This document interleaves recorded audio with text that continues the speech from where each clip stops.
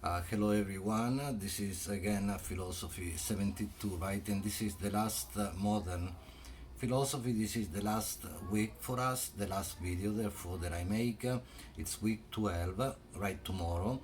And so we are reading, finishing, right, continuing the reading of Heidegger's by the origin of the work of art. Last time we basically read from page 1 to page 23, and now from page 23 to the end of the essay by page 56. I asked you already to write one entry about precisely the phrase that we found, right? I mean, this strange, very interesting, difficult, idea that the world walls, right? And some of you have already done that. And then for next time, for this last entry, your discussion board entry, then write more, elaborate on these ideas. I say, what are some of the main points? There are so many, so I leave that to you to make a choice of at least three main concepts, issues, for example this of the world, the relationship between the world and the earth, the question of art itself, the artwork and the artist, the open, and so on, right? I leave that. We will see some more today. What strikes you most, right? And then after this basically we are done, like I think I said that already. Then not tomorrow but next Sunday, the 7th, June 7th, I will schedule for that day a final Zoom meeting so that we can conclude the class and say a few words at the end. But in any case, we were last time, and I want this to be not long, right? Short, also because again I had that technical problem whereby after 30 minutes, I don't know, maybe it will happen again. I will be interrupted, and then I had to do a new, make a new video, which I can if we need.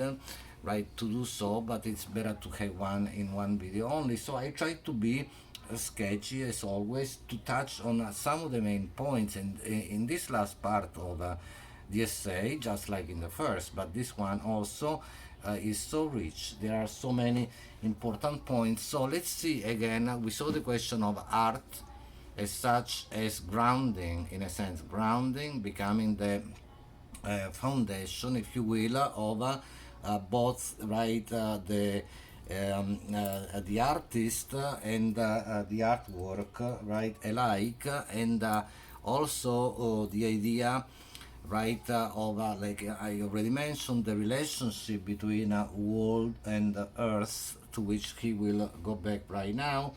The question of the open. I think that I also mentioned the concept of fusis that we find already, right? PHUSIS, that's the transliteration from the Greek word fusis, the word that we usually and incorrectly for Heidegger translate with nature, but it is in reality, the self arising, that which arises by itself, says Aristotle, and therefore the open. I mean, I will talk about the concept of the open again in a moment, and another concept that I mentioned that we will see again, the word we'll see again and again, aletheia, which is the coming out of concealment into the open, precisely into unconcealment, and that is again the word that we usually and reductively for Heidegger translate with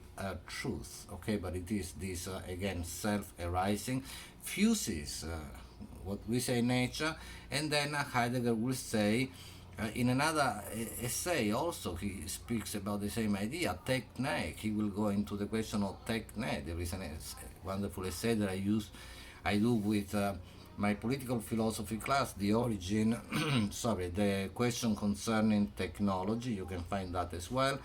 There are, common themes that he develops, as always is the case with Heidegger, and techne, from his technology, and art. And basically, there is a relationship, he says, between these fuses, this techne, art, poetry, right? Poetry, the word poetry, which is from the Greek poesis, poesis, which is the word that we also have in, of course, poetry, poetic, productive as well, the bringing forth of something which wasn't there before, which is what art does, but which is also what any doing ultimately is. And what is the difference? We saw the other day, art makes reality shine even more, to put it that way. But in any case, in a simplistic way,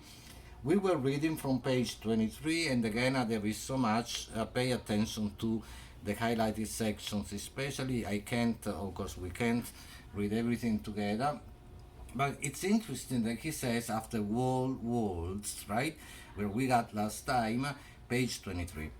World, he says, is never an object that stands before us and can be looked at, right? So there is this being within it, right? And world is that always non-objectual to which we are subjects, as long as the paths of birth and death, blessing and curse, keep us transported into being. I mean, the whole, time of life, which is also the time, as he says in another fundamental work of his being and time, Kea.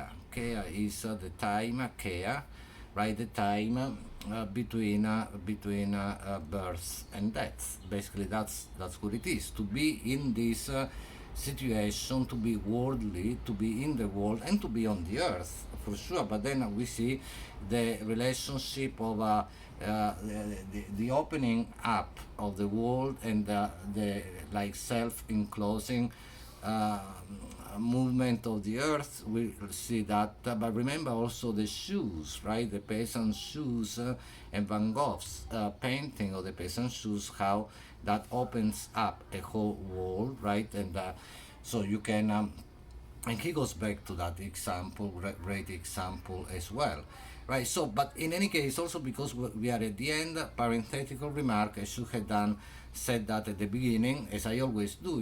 Let's see the trajectory of this semester, what we had done to come then to this point with 12 that we are finishing Heidegger. Remember, we started with a few pages, right?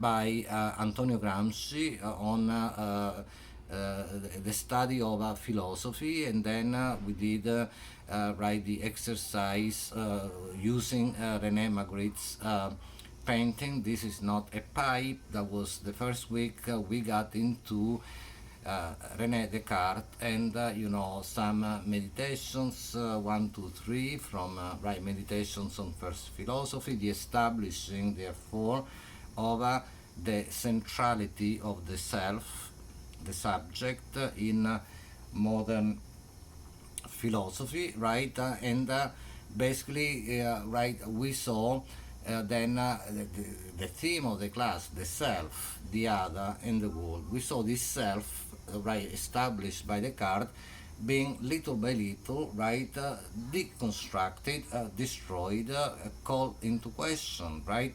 In any case, Descartes, then Leibniz, especially the concepts of contingency and certainty, and the notion of the individual substance, which is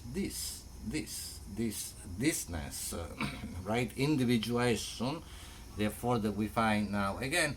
And then that was the first part of the class. Then we did the second part on Spinoza and Nietzsche. We spent 2 weeks on Spinoza, the ethics, two parts of the ethics, 2 weeks on Nietzsche.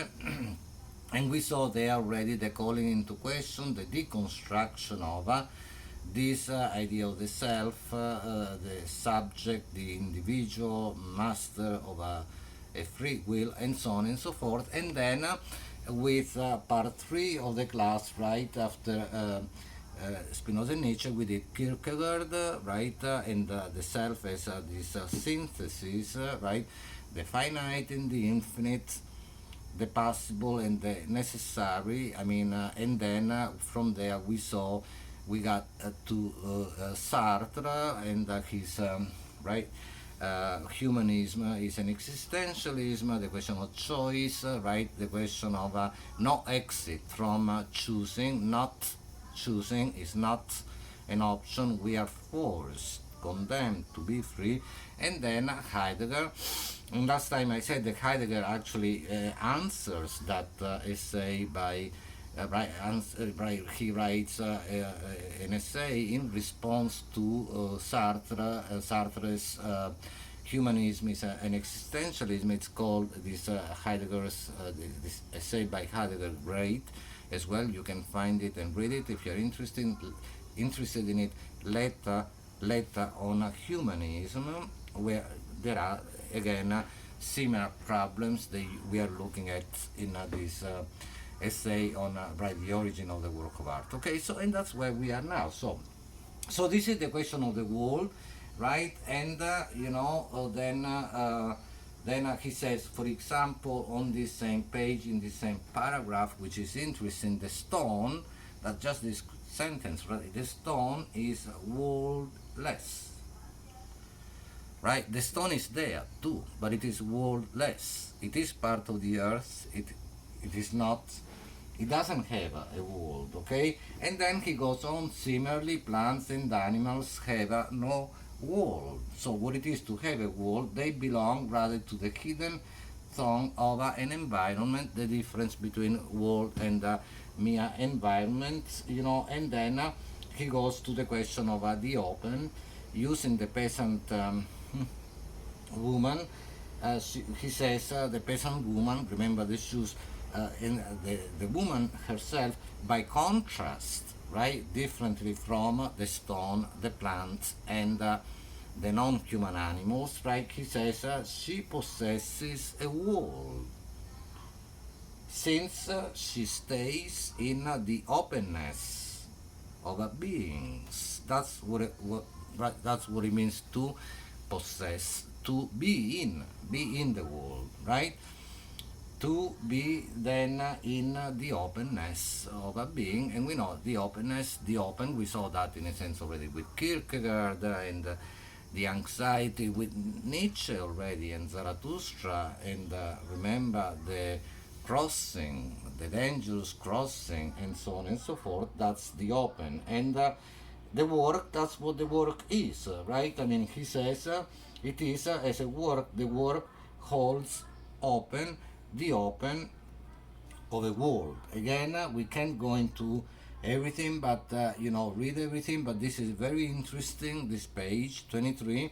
And then page 24, he goes into the question again. I think I mentioned this, the temple as another example that he uses.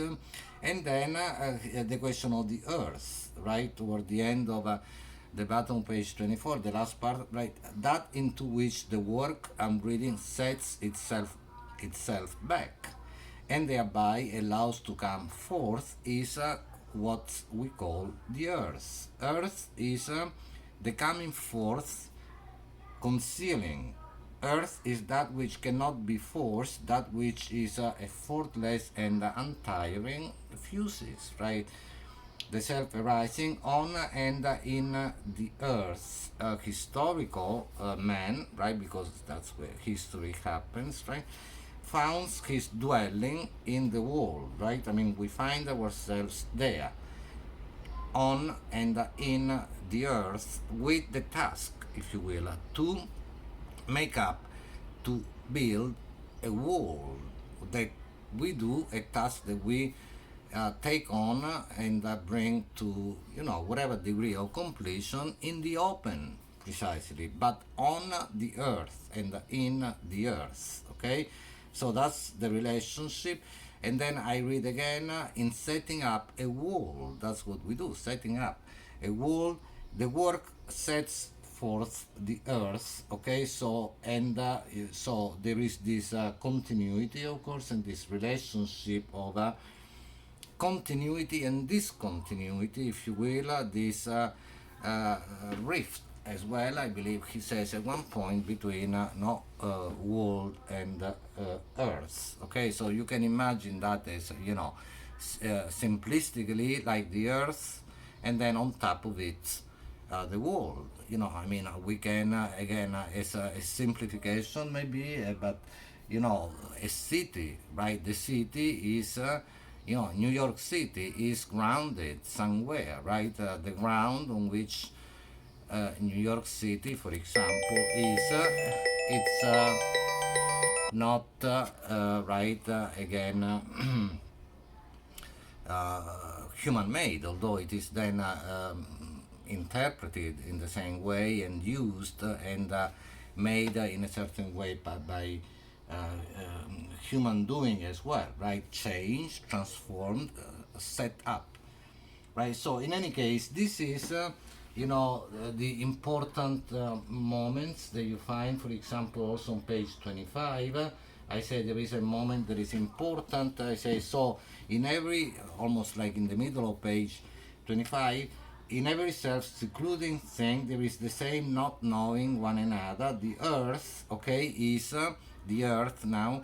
This is a very important description, right? Characterization of the earth is, right, the essentially self-secluding. To set forth the earth means to bring it into the open as the self-secluding. Okay, so there is this play between the closed and the open,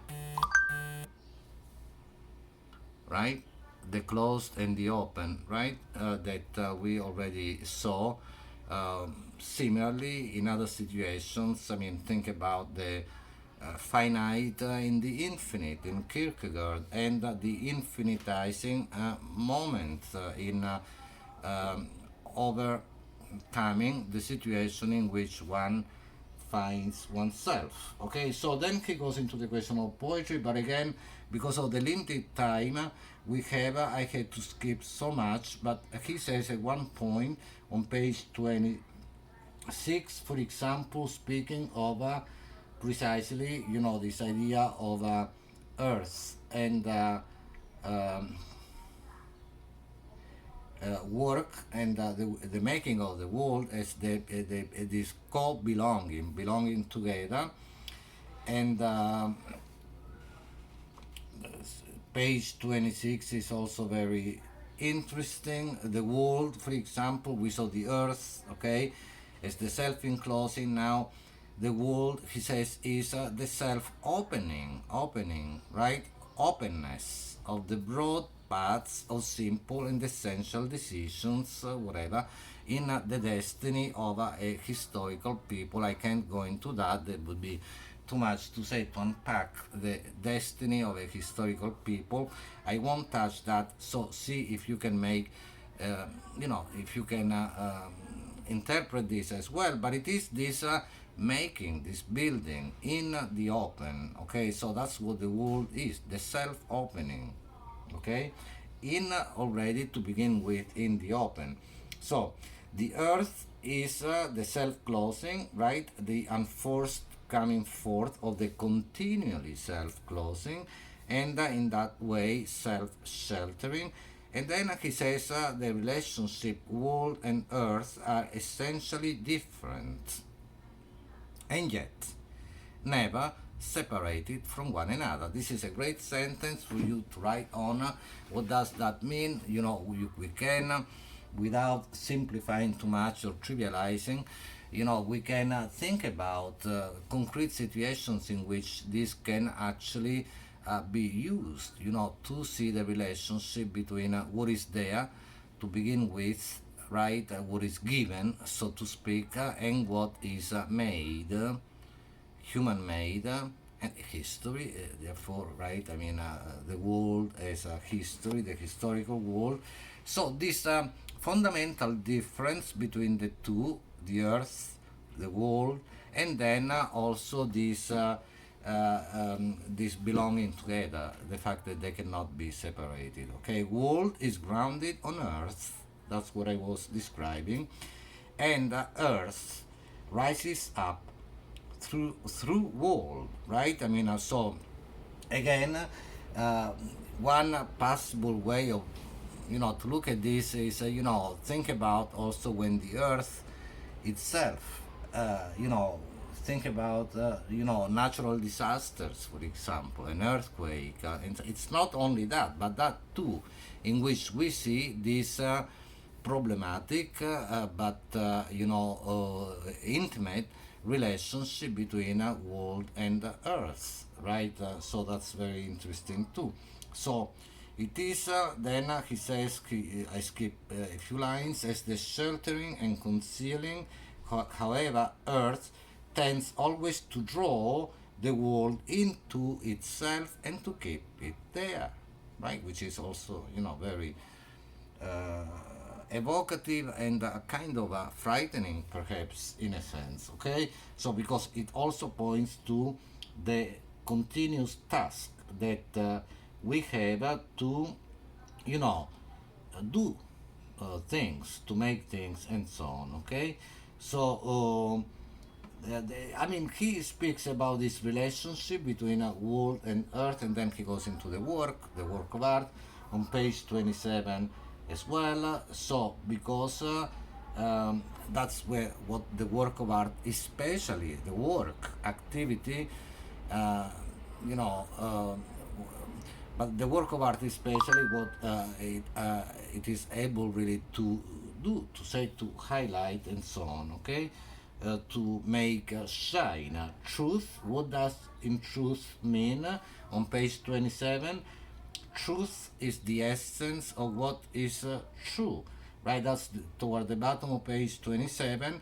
Then he speaks about essence, but then on page 28, one of the occurrences, there are many, of aletheia that you find in the same second paragraph. Truth means the essence, if he says again, of what is true.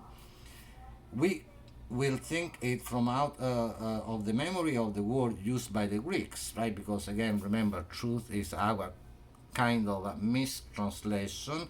And then he says aletheia, right? That's the Greek word that you see actually in your version is in Greek characters, right? The alphabet, right? But it is aletheia, which means the unconcealment of beings, right? I mean, beings come out of concealment into the open, into unconcealment, and that movement, if you will, is what aletheia is, which then we call truth. Okay, so are we not? So so he takes issue with the translation of aletheia here in other works as well, and so he says more about this real meaning.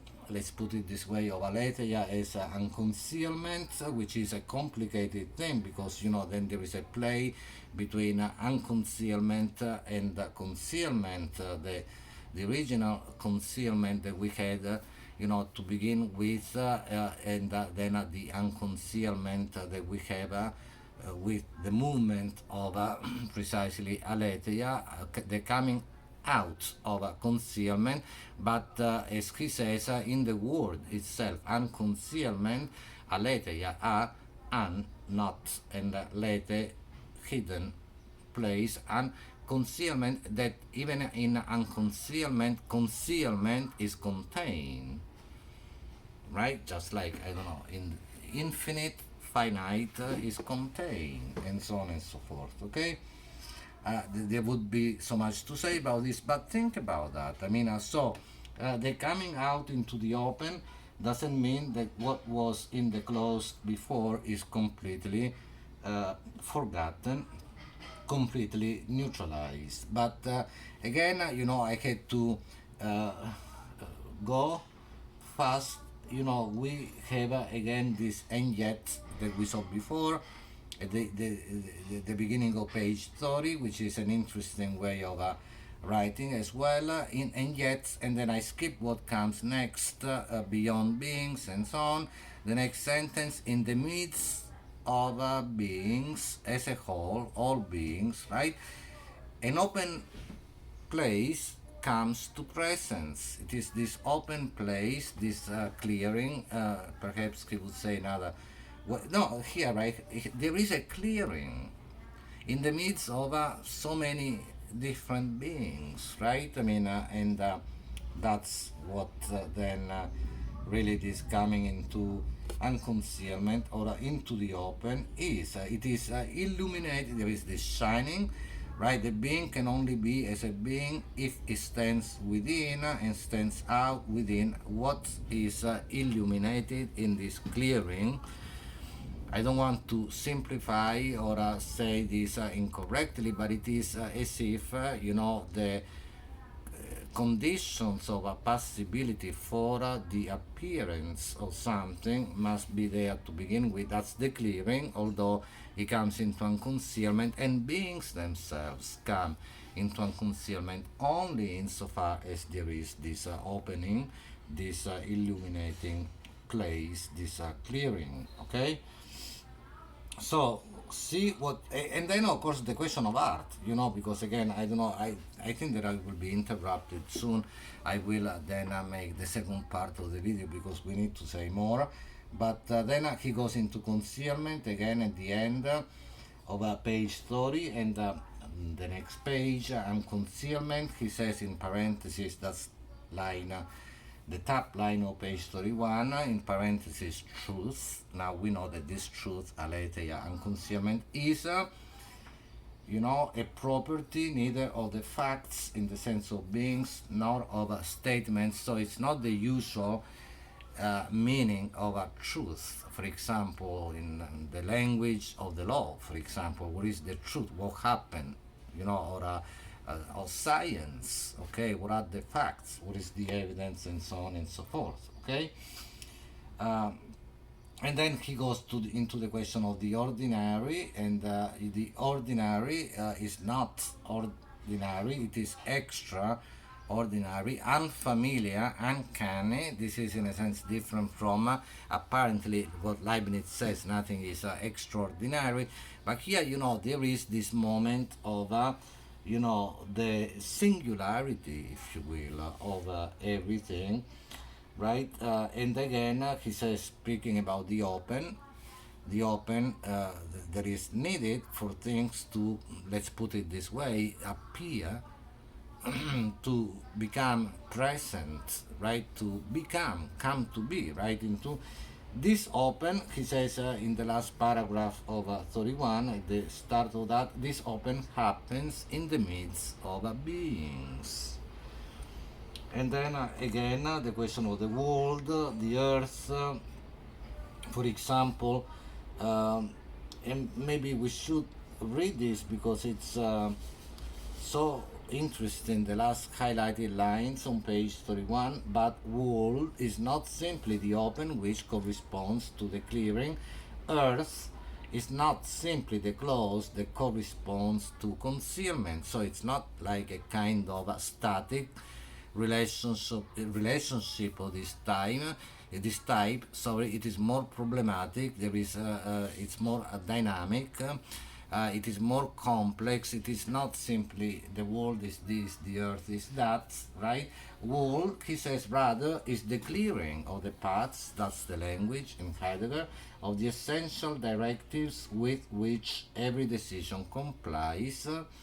I can't go into the question of decision, it would be interesting, but I skip a few lines. Earth is not simply the close, but that which rises up as a self-closing. So the earth rises up, fuses nature, we say, as a self-close. There is this rising up, but still as a self-closing, which is very interesting. That's the uncanny type of a situation he was describing before, the extraordinary, event, if you will, which is any event, the manifestation of something, to become and you can think also back over in Spinoza. I will be interrupted soon, I'll go back. I say now, the difference between natura naturans and natura naturata, that we saw naturing, right, nature, and nature. Remember that difference that we call attention to nature in the act of producing itself, and nature, after the production, so to speak, the manifestation of nature, and therefore the potency inside, right, which we usually disregard, we usually overlook, but the potency which is nature. I mean, in Spinoza, remember God or nature, same thing, and so on. I'm not saying that it is the same exact thing, but there is a relation to that as well. Okay, so there is this rising up of, right, the earth as the self-closing, right? So it's different from the open as such, and the world. There is the difference between the world and the earth remains, okay? But it is this kind of um, relationship that is there uh, between them, and that you cannot simply think about one or the other as separate moments, although they are also, to a degree, different from, and to a serious, an important degree, and fundamentally maybe different from one another at the same time. The strife, there is a strife, that's basically what we are looking at, right? And that's the way he describes the conflicts at the end of page 31, this relationship between world and earth. But then he goes back into to the question of the painting by Van Gogh on the next page, and again, the question of art, so the place of art now in this kind of